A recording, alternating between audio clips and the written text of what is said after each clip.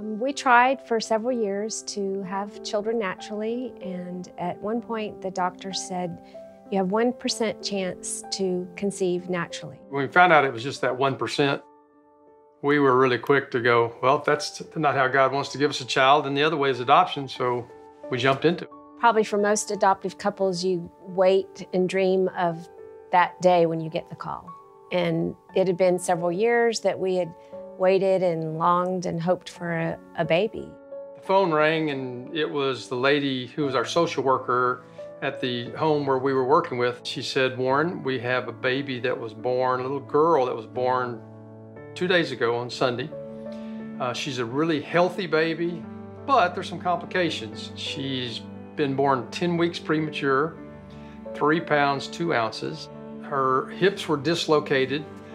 Both feet were kind of club feet, and she was probably going to have surgery or something later on. Her insurance wasn't going to cover it. That Monday morning, our insurance called us and kind of everything turned around. And so what we thought wasn't covered was going to be covered, and it's like God just totally turned the tables, and we're like, okay, we're going to go get her. She was so small. She was only a little over 5 pounds, just a little head and little arms, but she had these body casts on. They handed her to me, and this was the greatest feeling, just to hold her in my hand and to see this little baby. She wasn't crying. She was just the most beautiful little thing. I couldn't imagine getting a child any other way. I mean, it's just like, having one biologically, I didn't know what that was like, but this was just phenomenal. I remember kids when we were younger saying, well, gosh, sorry that you're adopted. That's so sad. And I remember thinking, well, why are you sorry? It's normal, isn't it? People start asking them about being adopted. They wouldn't be embarrassed to be able to just say, yeah, well, I was adopted.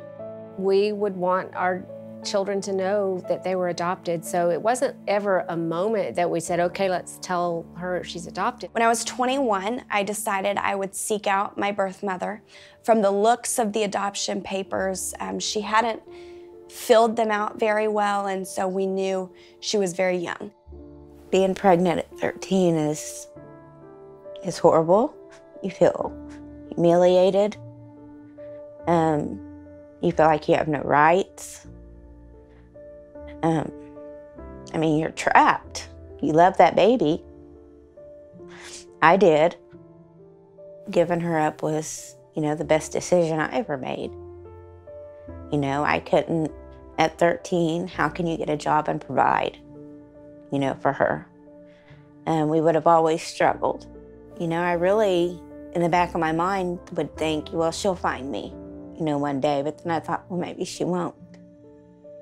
So we were with her when she actually got the call that her birth mother wanted to meet her. And so we were thrilled because we knew there's a lot of unanswered questions that we knew she would want answered by meeting her birth mother. Yet we were a little apprehensive because you just don't know what you're going to find out when you meet your birth mother. And so, but we knew that it was just part of her journey, and we wanted to be with her in that. We set that meeting up, and we met in an in-between spot because we live in 2 different states. And whenever I opened that door, I was like, oh my gosh, she looks so much like me. It was good. It's amazing. I looked just like her. And instantly, I just knew I adored this woman that I was meeting. And it was great to see who I looked like and where I came from and who this woman was that gave me life and gave me my family. But it also had pieces of the puzzle that I never expected. But when she grabbed my hand and she took me into another room, she was crying and her hand was shaking. I immediately saw a pain in her eyes, and it was a pain that I had never experienced before. I had never seen before. It was a deep pain. What she was about to tell me was one of the saddest things that I had ever heard, one of the saddest things that she had probably ever told anyone, but it was life-changing. You solemnly depend on your parents. So I knew I had no choice. You know, my mom's choice was to get rid of the baby.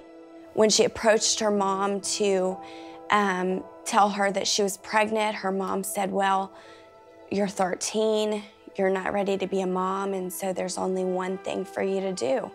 And that was to have an abortion.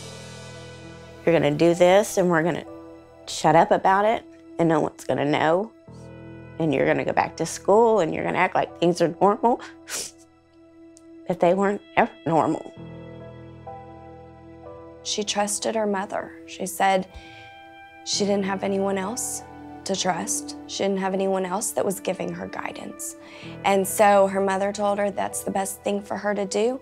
And so that's what she did. And that day she was driven to a local abortion clinic, and she had an abortion at 5 months along.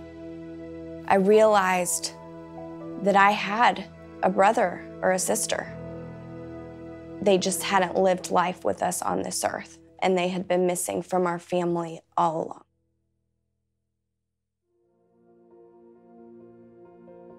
I went back to school. Things were getting back to somewhat normal. I had a best friend. She was with me through everything. And we played basketball. We were both very athletic, cheerleading, and I would tell her, I'm like, something's wrong, you know? I'm still sick, my belly's still growing. One day in the locker room, we were changing, and she said, Tonya, you're still pregnant. Her mother took her back to the same abortion doctor, and the abortion doctor told her that her abortion had been successful, but that she was still pregnant. They said the only way this could have ever happened is the first abortion, I was pregnant with twins, and he only got one of the sacs, and just tearing her amniotic sac, but not, you know, getting the whole baby. So she would continue to live and grow in there. She had been pregnant with twins, and I had survived her abortion. I couldn't believe the words that were coming out of her mouth. I didn't know whether to be happy or sad, or to hug her, or to cry, or I think I did both. I think I was in such shock that all I could comprehend in that moment was the fact that I had survived something that was meant to take my life. The first 2 years of my life, I actually went through multiple body casts as the doctors did everything they could to put back together my body from what had been done from that abortion. I still have problems today. I still have some effects from that abortion. But one thing I do remember, the one thing that has stuck with me since that day, was thinking, wow, God has a plan. God has a big plan. So many people think, you know, gosh, Claire, you survived your mother's abortion. Aren't you upset? Aren't you angry? There were so many things in my life that God had forgiven me for. I knew that God had forgiven my birth mother, and so I knew that I should too. I have had a lot of guilt. And the what ifs if I wouldn't have had that first abortion. You know, I'd have 2 babies. This abortion that I shared with you about was my birth mother's deepest, darkest, most painful secret. And she didn't have to share it with me, but she did, so that if it could just impact one person's life. I've never met a mother that has chosen life that's regretted that decision, but I cannot say the same for the other. I cannot say the same for abortion. Every day, you know, you wake up and wonder. Or you just see something on TV and think, you know, brings back bad memories. If I could touch one girl to know that she has a choice to not have that abortion, and to give that baby up, you know, then everything I did would be worth it. I have a 2-year-old daughter, and I look at her so often and I think, wow, you wouldn't be here if that abortion had been successful. And how many people would be missing out on who she is. And we would be missing out on who, I hope, one day her children will grow up to be and who her grandchildren will grow up to be. And abortion has a domino effect, an effect that we don't realize when we're making that one choice. If I talked to someone that had an unplanned pregnancy, I would want to tell them there's so many people like Warren and I were for years that are longing and waiting for a baby that can't have children naturally. By giving these mothers a place for their children to go until hopefully they're adopted into a home, Sanctuary of Hope is saving and changing lives, the lives of the mothers, the lives of the children, and the lives of families across the country. If there was a place like Sanctuary Hope, when I found out I was still pregnant with Claire, I would have stayed there.